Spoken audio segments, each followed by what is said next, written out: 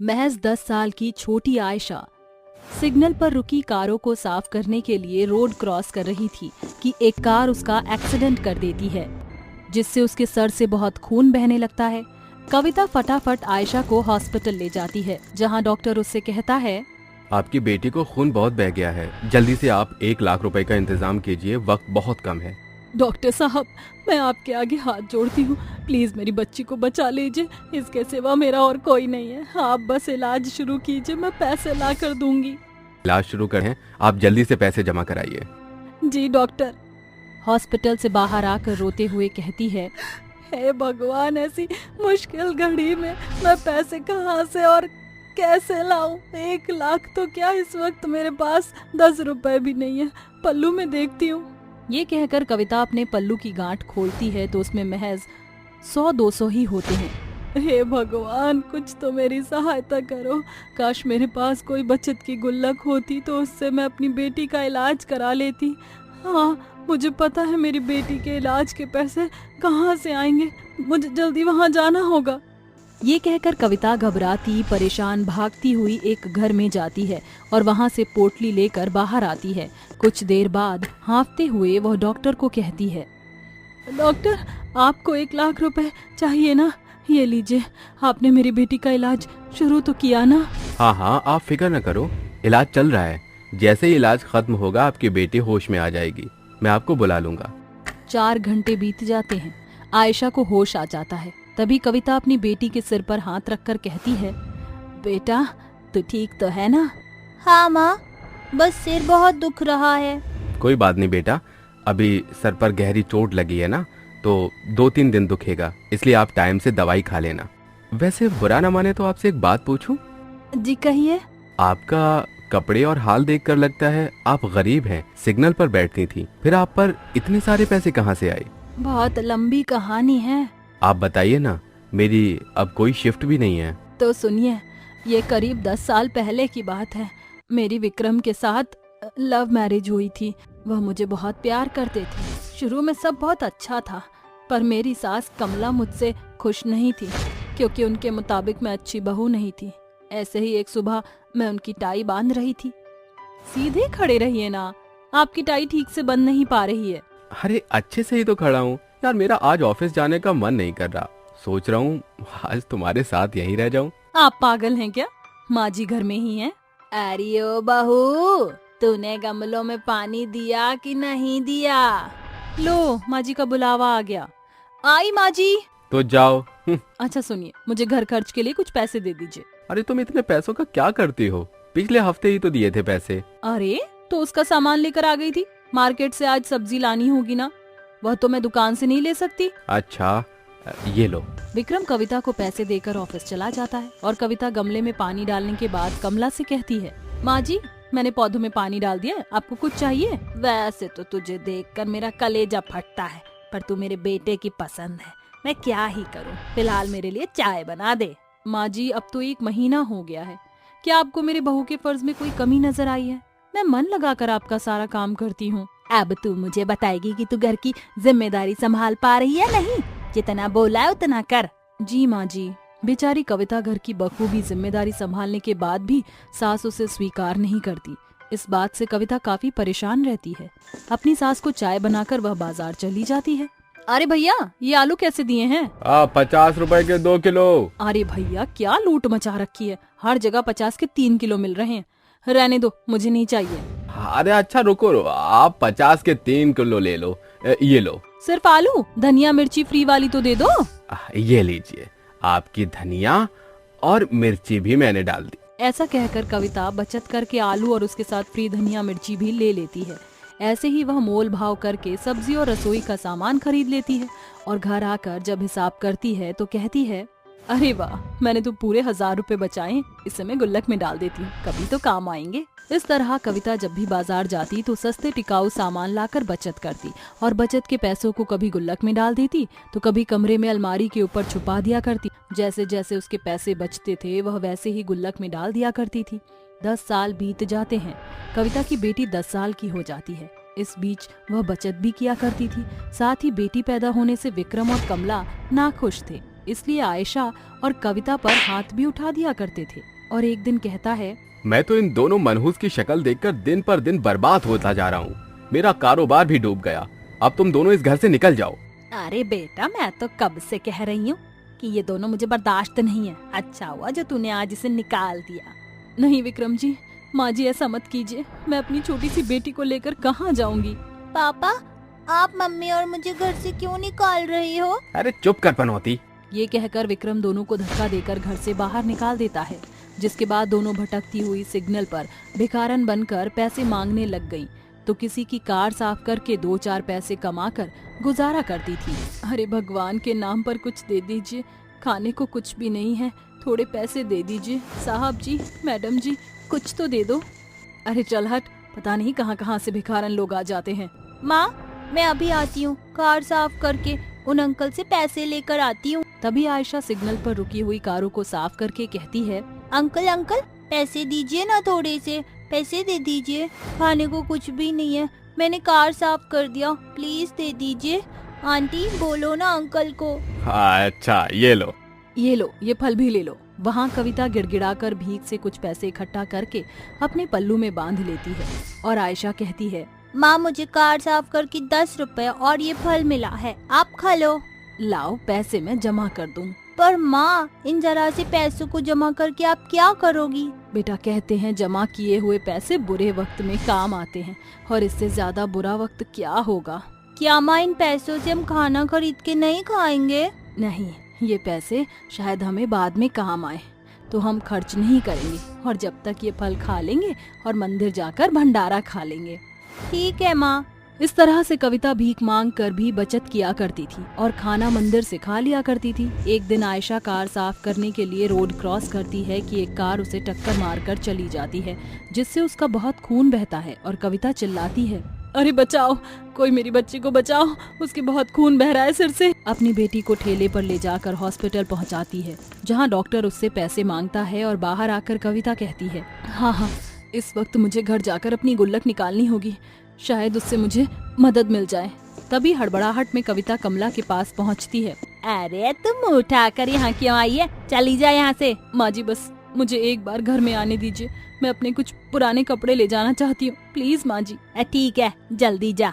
ये सुनकर कविता अपने कमरे से छुपी हुई गुल्लक और पैसे साड़ी में लपेटकर वहाँ से आ जाती है। फिर अपनी गुल्लक फोड़कर और पल्लू के पैसों को जब गिनती है तो कहती है, अरे ये तो 2 लाख रुपए हैं, इसे जल्दी से डॉक्टर को 1 लाख दे देती हूँ। अपने बचत की गुल्लक के पैसों को ही मैंने आपको दिया है। सच में एक गृहिणी अपनी बचत के पैसों और बुद्धिमानी से कुछ भी, और आपने ये साबित कर दिया। लेकिन बाकी बचे हुए पैसों से आप क्या करोगी? उससे मैं एक कमरा लेकर चाय बेचा करूंगी, जिससे मुझे भीख न मांगनी पड़े। बहुत खूब। इस तरह से कविता अपनी बेटी के साथ एक नया कारोबार करके नई जिंदगी शुरू करती है। स्पाइसी खाने वाली सास बहू। टन पेश है गर्मा गर्म पकौड़े for you my dear mother India. क्या बात है, जिसके लिए उसका खुद का पेट पहाड़ है, आज वो माँ के पकौड़े बनाकर लाई है। माँ, आप ही तो हमेशा कहती है कि मुझे खाना बनाना सीखना चाहिए, तो बस आज मैंने मौसम का बदला मिजाज देखकर पकौड़े तल दिए। अब बड़ाई करना बस भी कर और पकोड़े परोस तो सही। आराध्या प्लेट में पकौड़े परोसती है। जैसे ही सावित्री पकौड़े का पहला कौर अपने गले से नीचे उतारती है, उसकी आंखें आंसुओं से सराबोर होने के साथ उसकी जुबान से सी सी निकलती है। ये पकौड़े हैं या पनौती? अरे कितना तेज तीखी मिर्ची उड़ेली है, मिर्ची के मारे मेरी जुबान जल गई। उफ, ये मिर्च, गनीमत है इस पानी ने मेरी जान बचा ली, वरना तेरी तेज मिर्ची ने तो मुझे पार घाट पहुंचा ही दिया था। माँ, तिल का ताड़ बनाना तो कोई आपसे सीखे, जरा सी तो मिर्च है, मुझे देखो पल भर में ही सारे पकौड़े खा गई, मैं वो भी मिर्च की चटनी के संग। अरे तुझे कहाँ से मिर्च लगेगी भला, तेरी जुबान ज्वालामुखी जो ठहरी। गुजरते दिनों के साथ आराध्या की शादी की खातिर तन्मय नाम के लड़के का रिश्ता उसके परिवार समेत उनके घर चलकर आता है, जहाँ लड़के की माँ ज्वाला कहती है, अरे नमस्ते जी। जी जी आइए, मेरे घर में आप तीनों का तहे दिल से स्वागत है, बिराजिए। आराध्या बिटिया, अतिथियों के खातिर चाय नाश्ते का बंदोबस्त करो भाई। आराध्या अपनी माँ के समझाए अनुसार उन तीनों का स्वागत सत्कार करती है, जिसके बाद दोनों परिवार आपस में बातें करते हैं और ज्वाला कहती है, बहन जी, आपकी बेटी के नैन नक्श तो बड़े ही तीखे हैं, एकदम कश्मीरी मिर्च की तरह। जी शुक्रिया सासू माँ, क्योंकि आपने मेरी तारीफ तेज तीखी मिर्च से जो की है। दिन, सप्ताह और महीने भर में तब्दील हो जाता है, जिसके साथ शादी की सुंदर बेला दोनों के घरों में दस्तक देती है। 7 फेरों के साथ आराध्या और तन्मय शादी के बंधन में बंध जाते हैं और शुरू होता है आराध्या के ससुराल का सफर। शादी की रात तन्मय आराध्या को तोहफा देता है। तन्मय, तुम्हें और कोई तोहफा नहीं मिला था क्या, जो तुम ये चाबी चॉकलेट उठा लाए? आराध्या, लड़कियां तो बड़े ही चाव से चॉकलेट खाती हैं। तुम पहली लड़की हो जो चॉकलेट देखकर नाक मुंह सिकोड़ रही हो। यस, बिकॉज ऑफ मुझे मीठा नहीं तीखा पसंद है। ये सुनकर तन्मय बुदबुदाते हुए कहता है, सुहाग रात पर भी स्पाइसी खाने की पड़ी है। तन्मय, तुमने कुछ कहा क्या? नहीं बेबी, मैं तो बस ये कह रहा था कि तुम्हारा ये स्पाइसी शौक बड़ा स्वीट है। अगले दिन आराध्या संध्या के साथ उठकर सारे कामकाज करके नहा धोकर रसोई घर का रुख करती है। आज मेरी पहली रसोई है। खाने में मिर्च मसाले का ऐसा तड़का लगाऊंगी कि सासू माँ से लेकर ससुर जी भी फैन हो जाएंगे। इसके बाद आराध्या खाना बनाना शुरू करती है और तकरीबन 2 घंटे बाद शुक्र है खाना तो तैयार हो गया, अब बस तीखा तड़का लगाना बाकी है। जल्दी से बारीक मिर्ची काट लेती हूँ। आराध्या जैसे ही दाल में तड़का लगाती है, मिर्च की छांक से सभी छींकते हुए बाहर आते हैं। अरे बहू, ये क्या छौंक है, कैसा है? अरे आराध्या, ऐसा भी क्या बना रही हो जो पूरे घर में मिर्च की महक उठ गई है? दोनों बाप बेटे सुबह सवेरे मेरी बहू के पीछे पड़ गए। एक तो बेचारी ने इतने शौक से खाना बनाया है। बहू तू खाना सर्व कर। इतने हम तीनों फ्रेश होकर आते हैं। तीनों खाने की टेबल पर बैठकर खाना खाते हैं। जैसे ही खाने का कौर बहादुर और तन्मय के गले से नीचे उतरता है, उनकी जुबान से जोरदार चीख निकलती है।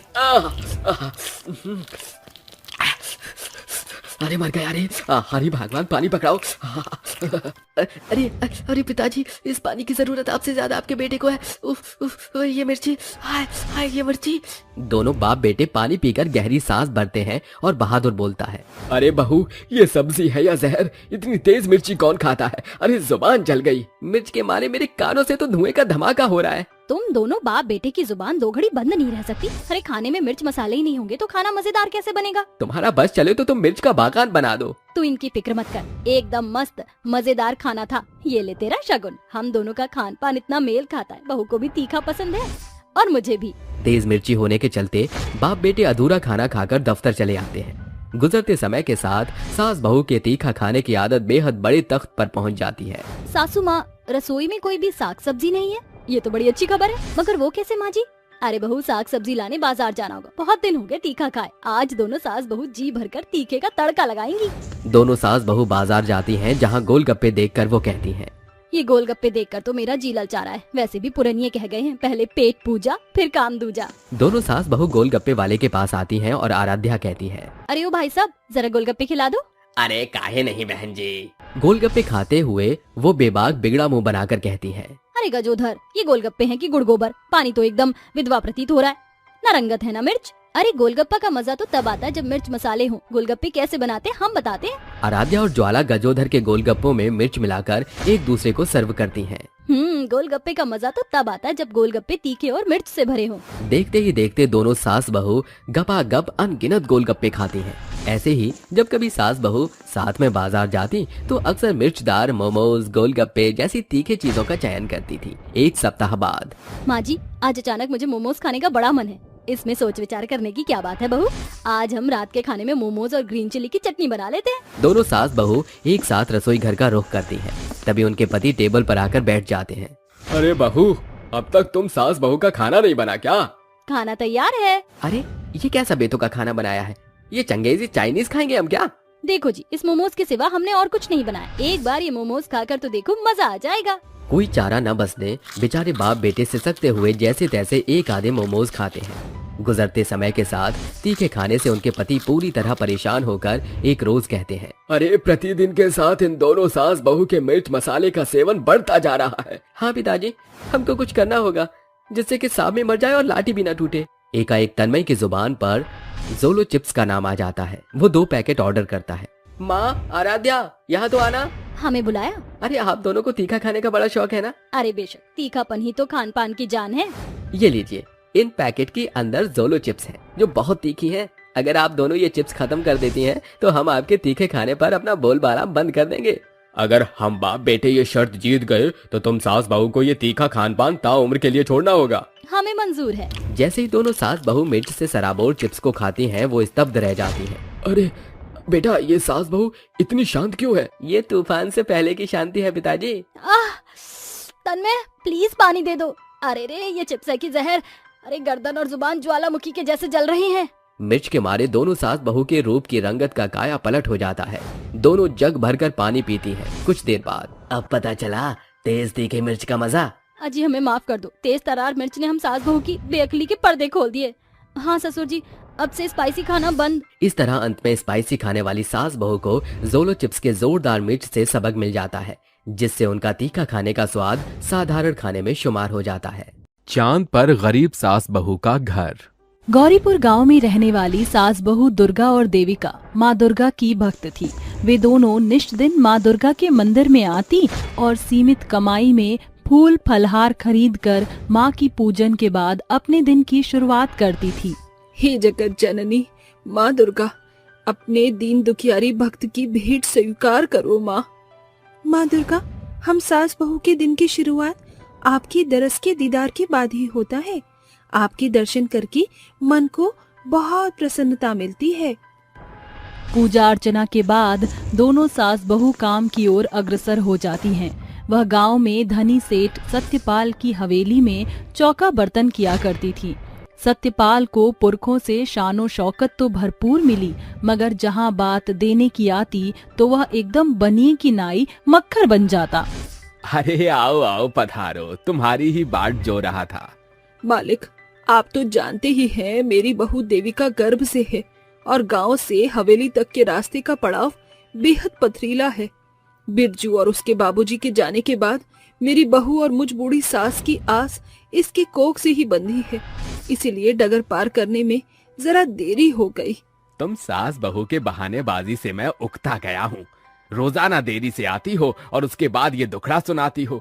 इस महीने में तुम दोनों की आधी पगार की कटौती करूंगा, तभी तुम सास बहू को सबक मिलेगा। अरे मालिक, माँ दुर्गा के वास्ते हम दीन दुखियारी सास बहू पर ऐसा जुल्म ना ढाओ। इस पैसे से ही हम सास बहू महीने भर अपना पेट पालती हैं। बाढ़ के तीर टल सकते हैं, मगर सतपाल के शब्द नहीं, समझी? सांझ होने पर दोनों सास बहू माँ दुर्गा के मंदिर आकर रोते बिलखते कहती हैं, माँ दुर्गा, आखिर हम सास बहू की भक्ति भाव में क्या कमी घटी रह गई। महीने भर की मेहनत के बाद हम सास बहू के हाथ केवल आधे पैसे आएंगे। लगता है माँ दुर्गा हम दुखियारन सास बहू से रूठ गई है, इसीलिए माँ ने नवरात्रि पर हमारे घर आने के द्वार बंद कर दिए, क्योंकि जो पैसे मिलेंगे वो बनिए के बकाये में चले जाएंगे। ऐसे में 9 दिनों की नवरात्रि के फलहार फूल इत्यादि कैसे आएंगे। धीरज धर बहू, माँ दुर्गा बड़ी दयालु है, वो किसी न किसी जरिए हम गरीब सास बहू की सहायता जरूर करेंगी। दोनों सास बहू बिना परिणाम के सोचे परिश्रम किए जा रही थीं। एक दिन जब वह काम कर रही थीं, तो सत्यपाल की पत्नी संजीता जोरों शोर से कहती है, अजी सुनते हो, जल्दी आओ, गजब हो गया। क्या बात है भगवान, क्यों सारा घर सर पर उठाए हुए हो? आपने सालगिरह पर जो मुझे हीरो का हार दिया था वो मेरे श्रृंगारदानी से गायब है। मुझे तो इन सास बहू पर शक है। इन गरीब भिखमंगों का भला क्या भरोसा। अरे मालकिन, हम सास बहू सालों से यहाँ चाकरी कर रही हैं। माँ दुर्गा की सौगंध, हमने कोई चोरी नहीं की। सत्यपाल बिना उनकी सुने गुस्से से तिलमिलाकर बेरहमी से उनको घसीटते हुए गांव के बीचों बीच लाता है। अरे मालिक, मेरी बहू गर्भ से है, इतनी बेरहमी से उसे मत घसीटिए। क्या बात है सरकार, ई सास बहुरिया कुछ किए हैं का? इन दोनों ने हीरो का हार चुराया है। गांव की रीति रिवायत के अनुसार चोरी की सजा सभी जानते हैं। मेरे साथ मिलकर इन सास बहू को सबक सिखाओ। दोनों सास बहू का शरीर कई जगह से लहूलुहान हो जाता है। बावजूद इसके सारा गांव दुर्गा माँ की मंदिर के सोजे उन पर पथराव करके उन्हें घसीटते हुए गांव से निष्कासित करके गरीब दुखियारिन को दंडवत करता है। मेरा बच्चा, माँ। एकाएक देविका को प्रसव पीड़ा उठने के साथ रक्त का रिसाव शुरू होता है। अरे माँ दुर्गा के खातिर कोई तो मदद करो मेरी बहू की, उसे जच्चा की पीड़ उठी है। अरे कोई तो अपने घर में पनाह दे दो। जहाँ एक और बेबस बहू देविका दर्द से करहा रही थी, वहीं बूढ़ी सास लोगों से मदद की गुहार लगा रही थी। अपने बलबूते पर देविका बच्चा तो जनती है, मगर दुर्भाग्यवश उसका बच्चा मरा पैदा होता है। दोनों सास बहू सिसकते हुए उसका दाह संस्कार करती हैं और एक जंगल में आती हैं। जहां वह एक बेहोश पुरोहित को देखती हैं। बहू, ये पुरोहित बेहोश हो गए, तो इन्हें देख मैं पानी का प्रबंध करती हूँ। दुर्गा दौड़कर पास पड़े एक घड़े के पानी को पुरोहित पर छिड़काव करती है, जिसके साथ पुरोहित बेहोशी से बाहर आते हैं। शुक्र है माँ दुर्गा का, बाबा, जो आप बेहोशी से बाहर आ गए। शुक्रिया, तुम सास बहू ने मिलकर मुझ मूर्छित की मदद की, मगर तुम्हारे मुखमंडल पर ये कैसी विकट विडंबना छाई है। पुरोहित के पूछने पर सास बहू अपनी आप बीती उनसे जाहिर करके फूट फूट कर रोती हैं। 9 माह की पीड़ा को सहन करने के बावजूद मेरा शिशु संसार में आंखें मूंदे हुए आया। हम सास बहू ने इन्हीं हाथों से उस नवजात को 2 गज की जमीन में दफन कर दिया। माँ दुर्गा, इस जालिम दुनिया में हम दीन दुखियारिन सास बहू एक पल छिन नहीं रहना चाहती। ठीक है, मैं तुमके इस दुखदाई दुनिया से दूर भेज रहा हूँ। पुरोहित अपनी मंत्र सिद्धियों से एक सुनहरी पालकी प्रकट करके कहते हैं, आंख मूंद कर इस पर सवार हो जाओ। जब तुम नेत्र खोलोगी तो तुम खुद को संसार से परे चांद के नगर में पाओगी। कुछ ही देर में सास बहू धरती से चांद का सफर तय करती हैं, जहां सितारों से सजा और चांद से चकाचौंध घर देखकर गरीब सास बहू स्तब्ध रह जाती हैं। मुझे तो अपनी बूढ़ी आंखों पर भरोसा नहीं हो रहा कि हम सास बहू का बसेरा चांद पर बन गया है। माँ दुर्गे की महिमा अपरंपार है। माँ जी, काश हमारा मुन्ना भी हम सास बहू की इन खुशियों में शरीक होता। बहू, उन बुरी बातों को बिसार दे।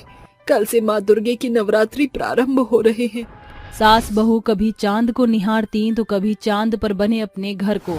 इसी बीच रात से सवेरे का सफर तय हो गया। बहू, हमारी किस्मत कितनी बुलंद है ना। कैसे माँ जी? जिस चांद की चाहत में चकोर पंछी सालों साल सिसकता है, उस चांद पर हमारा आशियाना बस चुका है। जहां एक ओर दोनों सास बहू एक संग माँ दुर्गा की स्थापना और कथा पूजन करती हैं, वहीं गांव पर माँ दुर्गा के कोप का कहर टूटता है। पूरा पंच गांव के प्रांगण में एकत्र होकर बात कर रहे हैं। 2 दिन के भीतर ही गौरीपुर गांव की सारी तालाब झील सूख गए हैं। ये प्राकृतिक आपदा का पहाड़ हमारी सोच से परे है। अरे लीला मौसी, सूखेपन के कारण सभी की फसल ठूठी रह गई है, सब खाक होत जात है। ये आपदाएं यूं ही आती रहेंगी। तुमने माँ दुर्गा के भक्त सास बहू पर जो जुल्म बरसाए हैं, उस प्राकृतिक आपदाओं को माँ दर्श कर उसका पलटा ले रही है। मगर आप तो सिद्ध साधु जान पड़ते हैं, हमारी सहायता कीजिए। क्षमा करो, मगर मेरे हाथ बंधे हुए हैं। इससे पहले कि विकसित गांव पूर्णतया उजाड़ हो जाए, इन्हें इस गांव की सीमा में लाना होगा। इसकी खातिर तुम्हें चांद पर जाना होगा, क्योंकि उन सास बहू का बसेरा वहीं पर है। महाराज, अपने गांव के भावी भविष्य के लिए मैं अपने भूल का पश्चाताप करूंगा। पुरोहित पुनः अपनी सिद्धियों की शक्ति से सत्यपाल को पालकी में सवार करके चांद के पार पहुंचता है। दुर्गा देविका, मुझे माफ कर दो। कभी नहीं। तुम्हारे चलते मेरे गर्भ का फल नष्ट हो गया। इससे पहले कि ये बेबस माँ तुम्हें बदुआ दे, लौट जाओ यहाँ से। ऐसा न करो, मेरे बोए गुनाह की कटनी गांव काट रहा है। सभी के बच्चे भूख से बिलबिला रहे हैं और भूल भूतकाल में मेरे हाथों से हुआ, उसे तुम न दोहराओ। तुम्हें दुर्गा माँ का वास्ता। ये सुनकर दोनों सास बहू फौरन चांद पर बने अपने दुर्गा माँ की मूर्ति को लिए गांव आकर माता की गुहार लगाकर कहती हैं, हे जगत जननी माँ दुर्गा, दर्शन देकर इस गांव के दुखों को हर लो माँ। दीन जन तुम्हारी भक्त तुम्हारे द्वार पर खड़ी है माँ। अचानक माँ दुर्गा अवतार धरकर साक्षात उनके समक्ष आती हैं। देविका, दुर्गा, जब कोई मेरे श्रद्धालुओं को सताता है तो मैं उन्हें क्षमा नहीं करती, मगर तुम मेरी सर्वोपरि भक्त हो। इसीलिए मैं इस गांव से अपने कोप के कहर को वापस लेती हूँ। माँ दुर्गा के आशीर्वाद से सारा गांव पुनः हरा भरा हो जाता है। तालाब, झरने, झील जल से डावाडोल हो जाते हैं। सारा गांव निष्ठापूर्ण 9 दिन तक माँ की उपासना करता है। नवरात्रि के 9वें दिन सास बहू संपूर्ण श्रद्धा से माँ दुर्गा को पूरी हलवे का प्रसाद अर्पण करके कंजक खिलाती हैं। साथ ही सत्यपाल संपूर्ण सम्मान के साथ उन्हें काम पर रख लेता है। ये थी गरीब सास बहू और महिमामयी माँ दुर्गा की एक झलक। प्रीतमपुरा गांव में वंशिका अपने पति राहुल और सास जमुना के साथ रहती थी। राहुल अपनी जिम्मेदारी ऑटो चलाकर परिवार के प्रति निभाता था। उसे अपनी ऑटो से बहुत लगाव था, इसलिए उसकी ऑटो का नाम जुनून था। तो वहीं वंशिका घर का अच्छे से ख्याल रखती थी। माँ जी, आपकी चाय। अरे बहू, अदरक तो डाली है ना चाय में? जी माँ जी। अरे ये कहाँ रह गए? अभी तक अपनी प्यारी ऑटो को चमकाने में लगे हुए हैं शायद। ये कहकर वंशिका घर के बाहर जाती है तो देखती है राहुल अपने ऑटो को साफ कर रहा था। अरे ये लो, चमक गई मेरी जुनून। अरे सारा जुनून अपने जुनून को चमकाने में ही लगा दोगे क्या? तुम चाय पी लो, फिर तुम्हें ऑटो चलाने भी जाना है। अरे भगवान, आ गया मैं, हो गया साफ। और तुम बार बार मेरे जुनून को ऐसे मत बोला करो। तो कैसे बोलूं? एक बात बताओ, तुमने क्या सोचकर अपनी ऑटो का नाम जुनून रखा है? तुम नहीं समझोगी, फिर मैं बताता हूँ। ये मेरे माता पिता ने मुझे अपने पैरों पर खड़ा होने के लिए पैसे जमा करके बड़ी मुश्किल से ऑटो दिलाया था। ऑटो मेरे लिए बहुत अजीज है। मेरे सिर पर इसे चलाने का जुनून सवार था, इसलिए मैंने इसका नाम जुनून रख दिया। ओहो, अभी वैसे ही है। मतलब आपको मजा आता है ना चलाने में? बहुत, इसीलिए तो मैंने घर चलाने का इसे ही जरिया बनाया है। राहुल नाश्ता करने के बाद ऑटो चलाकर निकल जाता है और चौक पर खड़ा होकर कहता है, MB1 रोड, शनि बाजार रोड, देवापुरा, आओ आओ आओ, जल्दी आओ जल्दी आओ, देवापुरा देवापुरा देवापुरा, मैडम देवापुरा। मैडम देवापुरा जाओगे? नहीं भैया। तो कहाँ जाओगे? देवापुर से आगे जाना है भैया, प्रीत विहार कॉलोनी पड़ती है, वहाँ चलोगे आप? मैडम वो तो बहुत आगे है, इसका 150 रुपया लगेगा। अरे नहीं भैया, इतना थोड़ी ना जाते, मैं रोज आती जाती हूँ ऑटो से। कैसी बात कर रहे हैं आप? 100 रुपए ले लीजिए बस, बहुत है। इतना कम मैडम? अरे भैया, रोज मैं इतने में ही जाती हूँ। चलिए बैठ जाइए, बस 110 रुपए दे देना, बोनी का टाइम है। ठीक है चलो। इस तरह से राहुल अपनी ऑटो में उस औरत को बिठाकर प्रीत विहार छोड़ देता है और पैसे ले लेता है। फिर वहाँ से आते वक्त कहता है, नमनपुर नमनपुर नमनपुर। अरे भाई साहब, नमनपुर जाओगे भाई साहब? नहीं। तो कहाँ जाना है बता दो। अरे कहीं नहीं जाना भैया, मैं अभी अभी एक ऑटो से उतरा हूँ। अच्छा ठीक है। अरे यार, आज ठीक से भौनी नहीं हो रही, कोई तो आ जाओ, मेरी जुनून में बैठ जाओ। ओहो। अरे भैया, नमनपुर चलोगे क्या? हाँ मैडम, 200 रुपया लगेगा। ठीक है भैया, आप चलो तो सही। फिर राहुल श्रुति को उस जगह तक छोड़ देता है। ऐसे ही सुबह से शाम तक वो ऑटो में सारी सवारियां बैठाकर उन्हें उनकी मंजिल तक पहुंचाता है। फिर वो घर आता है। अरे वंशिका, मैं बहुत थक गया हूँ, जल्दी से पानी लेकर आओ। ले बेटा, पानी पी ले। अरे माँ, आप क्यों पानी लाई? वंशिका को बोला था मैंने। अरे बेटा, वो खाना बनाने के लिए सब्जी लेने गई है। ठीक है माँ। कुछ देर बाद सब एक साथ बैठकर खाते हैं। अपनी उंगली चाटते हुए राहुल कहता है, अरे वाह वंशिका, तुम्हारे हाथों में तो जादू है। शादी से अभी तक तुम्हारे हाथ में वही स्वाद है, बिल्कुल भी नहीं बदली हो जब से। कितना अच्छा खाना बनाती हो तुम। शुक्रिया राहुल जी। पता है, मेरी माँ कहती थी शादी से पहले पति के दिल का रास्ता उसके पेट से होकर जाता है, इसलिए मुझे खाना बनाना सीखना पड़ा आपके लिए।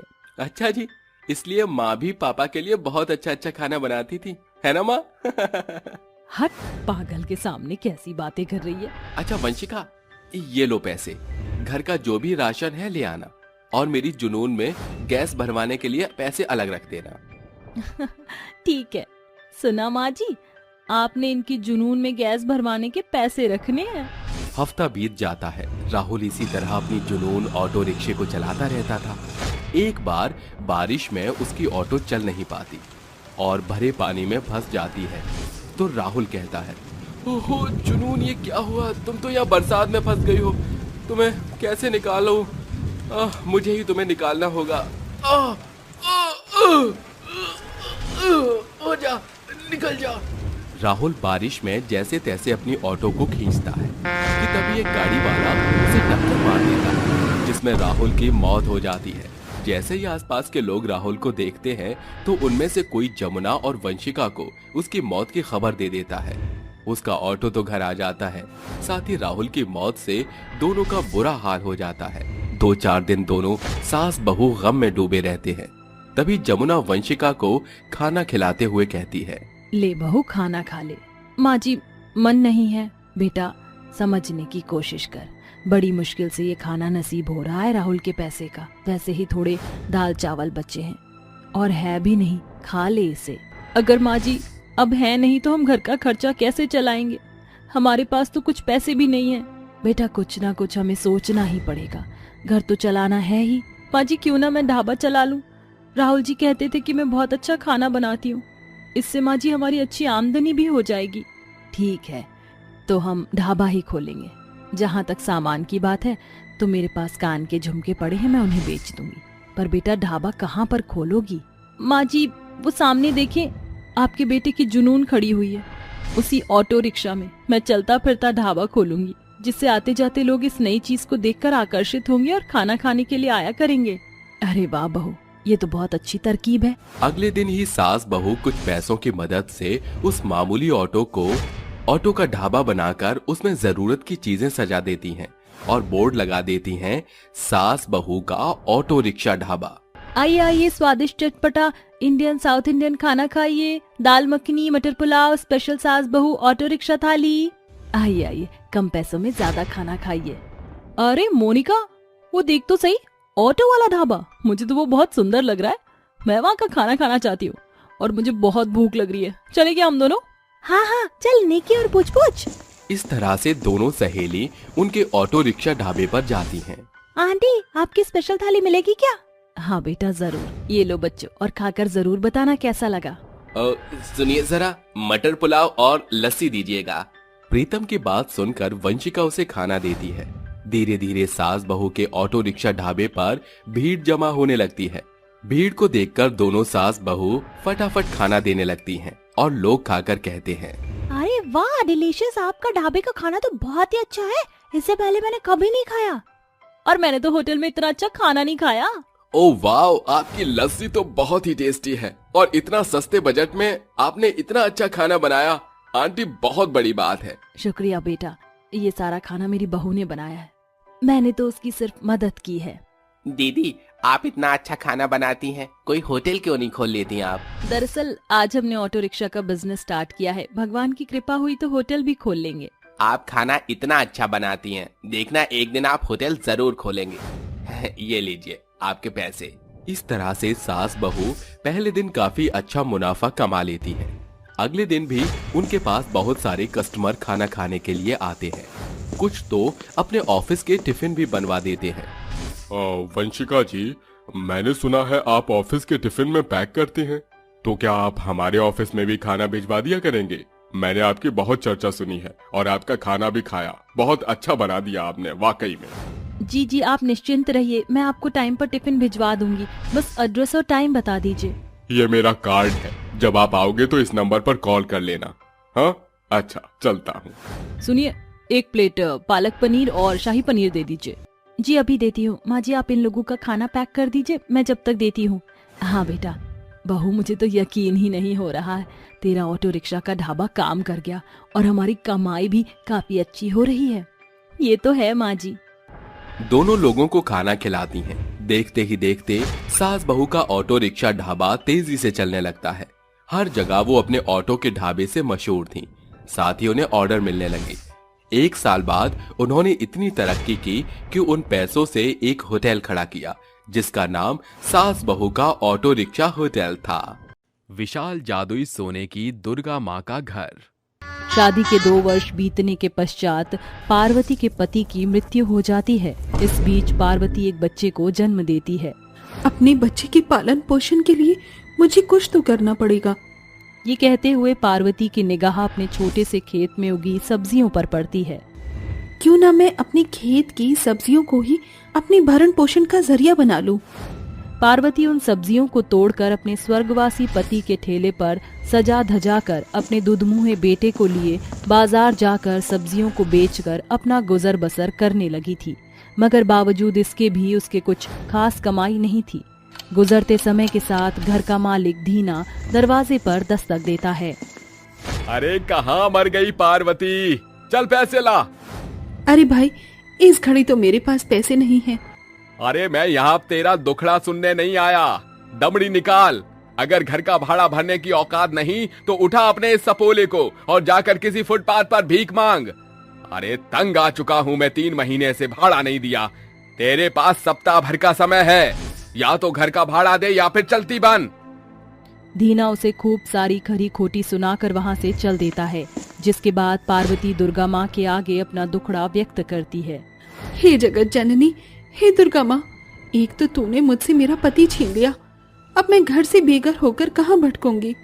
रिश्ते नाते सभी ने मुंह मोड़ लिया है, एक तेरा ही सहारा शेष है माँ, अपनी बेटी की लाज रख। अगले दिन जब पार्वती देर रात सब्जी बेचकर बाजार से लौट रही थी तो एक पेड़ के पास उसे दुर्गा माँ की मूर्ति दिखती है। अरे किसने माँ की मूर्ति को इस बंजर बेजान पेड़ के पास रख दिया है, जबकि ये मूर्ति तो खंडित भी नहीं है। पार्वती दुर्गा माँ की प्रतिमा को आंचल से पोंछकर घर लौटकर अपनी दुर्गा माँ की बड़ी प्रतिमा के समक्ष ही स्थापित कर देती है। जय हो मैया, अब से आप भी मेरे परिवार की सदस्य हैं। रात ढलने के साथ सवेरे पार्वती पुनः उसी रास्ते से सब्जी बेचने बाजार की ओर बढ़ रही होती है। एक बार फिर उसे उसी पेड़ के नीचे एक और दुर्गा माँ की मूर्ति मिलती है। मैया की एक और मूर्ति? कौन है वो अज्ञानी जिसने दुर्गा माँ की कदर न जानी? पार्वती उस दूसरी मूर्ति को भी साफ सुथरा करके अपनी ठेले पर सवार करके सांझ को घर लौटती है। पता नहीं माँ, तुम मुझे ही बार बार क्यों मिल रही हो? अब मैं तुम्हें अपनी आंखों के झरोकों से दूर नहीं होने दूंगी। तीसरी दफा पार्वती को दुर्गा मैया की एक और मूर्ति मिलती है। हे जगत जननी, तुम्हारा तीसरी दफा मिलना कोई इत्तेफाक है या कुछ और? पार्वती तीसरी मूर्ति को भी उठाकर अपने घर ले आती है और एक साथ तीनों मूर्तियों की पूजा अर्चना करने लगती है। मैया, तुम 3 स्वरूप सांझी में मुझ दीन दुखियारी के घर आई हो। कल से नवरात्रि शुरू होने को है, एक दफा अपने भक्तों को दरस दिखा देना दुर्गा माँ। पार्वती ये कह रही थी कि एकाएक तीनों मूर्तियां जुड़कर एक बड़ी मूर्ति के सांचे में स्थापित हो जाती हैं, जिसके साथ एक तेजोमय चमक पार्वती के पूरे घर में प्रकाशमान होता है, जो दुर्गा माँ के स्वरूप में बदल जाती है। दुर्गा मैया स्वयं मेरे घर में पधारी है, ये मेरी आंखों का भ्रम तो नहीं? पार्वती, तुमने मुझे दिल से पुकारा, भक्तों की पुकार सुनकर भगवान को तो आना ही पड़ता है। तुम मेरी सच्ची श्रद्धालु हो। तुमने मुझे कीच से उबर कर अपने मंदिर में स्थापना दी है, ये देखकर मैं प्रसन्न हूँ। कहो, तुम्हें क्या चाहिए? दुर्गा माँ, मुझ दीन दुखियारी के लिए इतना कर दो कि मुझ बेबस बेवा माँ और मेरे दूध मुही बच्चे का भरण पोषण हो सके। एकाएक दुर्गा माँ के हस्त चक्र से एक सोने का सुनहरे शेर की मूरत बाहर आती है और दुर्गा माँ कहती हैं, पार्वती, शेरा मेरा प्रिय प्राणी है। जब भी तुम मेरा नाम लेकर शेरा को पुकारोगी, ये सुनहरे सांचे में ढलकर तुम्हारी मदद करेगा। अब मुझे प्रस्थान करना होगा। दुर्गा माँ के ओझल हुए क्षण भर ही हुए थे कि धीना पार्वती की दहलीज पर दस्तक देता है। अरे ओ पार्वती का पिटारा, कहाँ छुपी बैठी है, बाहर निकल। अरे धीना भाई, अभी तो पैसों का प्रबंध हो ना सका। पैसों का प्रबंध नहीं हुआ तो उठा अपने यतीम औलाद को और दफा हो जा मेरे घर से। बहुत पैसे बचा लिए तूने। पार्वती एक हाथ में दुर्गा माँ और शेर की मूर्ति लिए और दूसरे हाथ में अपने दुधमुहे बच्चे को लेकर निकल पड़ती है। कुछ दूरी का पड़ाव पार करके वह जंगल में दस्तक देती है। तभी एकाएक मौसम का रुख बदल जाता है। तेज तर्रार आंधी के साथ सर आसमान बरसाती बादलों से सराबोर हो जाता है, जिसे देख पार्वती शेर की मूर्ति से कहती है, तुम तो जगत जननी की सवारी कहलाते हो। इस दुखद सुखड़े सफर में मुझे तुम्हारी मदद की जरूरत है। माँ दुर्गा की दयालु शेरा, मेरी मदद करो। मेरे बच्चे के बचाव के लिए मुझे बसेरे की जरूरत है। पार्वती के पुकारते ही दुर्गा माँ मूर्ति से निकलकर उसके सामने आ खड़ी होती हैं। साथ ही शेर की मूर्ति जीवित सुनहरे विशाल शेर में बदल जाता है। पार्वती, अभी कुछ ही पल छिन में शेरा एक सुनहरे जादुई घर में बदल जाएगा, जिस पर मेरा बसेरा स्थापित होगा। शेरा के सुनहरे घर के सांचे में ढलने के बाद तुम्हें किसी भी चीज की आवश्यकता होने पर तुम उस सुनहरी सीढ़ियों से उतरकर शेरा से जो मांग रखोगी, मेरा शेरा उसे पूर्ण करेगा। एकाएक सुनहरा शेर एक जादुई घर में बदल जाता है, जिसके भीतर से सोने की सुनहरी सीढ़ियां निकल जाती हैं और शेर की पीठ पर माँ दुर्गा स्थापित हो जाती हैं।